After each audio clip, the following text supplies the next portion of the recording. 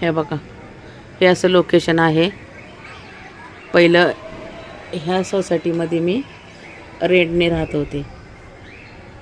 आता एवढं छान लोकेशन आहे. आता ह्या सोसायटीमध्ये मी माझा स्वतःचा फ्लॅट घेतला आहे आणि लवकरच तिकडं राहायला जाणार आहे. वास्तुशांती झाली, पूजा सगळी झाली, सामान थोडं शिफ्ट केलं. पुण्यात एक घर घेणं बाय माणसाने, विचार करा ना तुम्ही. एक लेडीज होऊन एक घर घेते, स्वतःचं विश्व निर्माण करते पुण्या ठिकाणी मेहनतीच्या जीवावर. तो कसा आनंद पाहिजे. काही पार्किंग वगैरे, ही पार्किंग ही माझी आहे.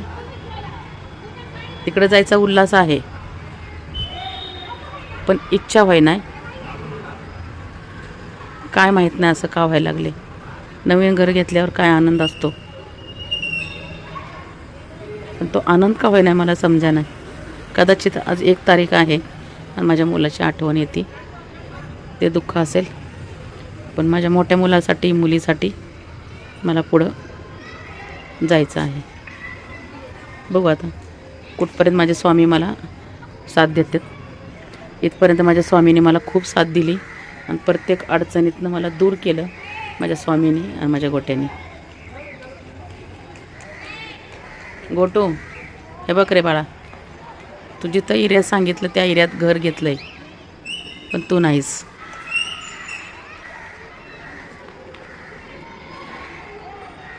तुला जिथं आवडलं तिथंच घर घेतले तुझ्या आईने, पण बाळा तू नाहीस.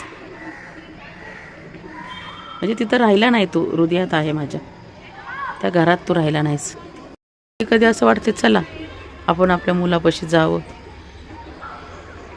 पण म्हणतात ना एकीकडे वीर आणि एकीकडे आड झाले.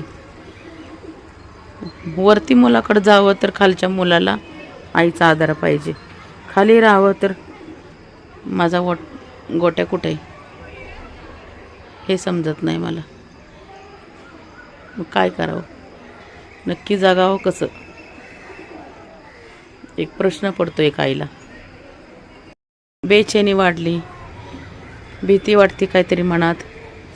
आणि का भीती वाटते, काय होतंय काय सुचत नाही. आणि सकाळपासून आज माझ्या मुलाची मला खूप आठवण यायला लागली. त्या घरी पण गेले नाही, नवीन त्या जुन्या घरात थांबले. मुलगा बाहेर गेलाय मोठा, पण करमे ना कोणाला सांगू शकत दुःख एक आईचं. बड्डे आहे माझा आज, वाढदिवस आहे, तरीसुद्धा मला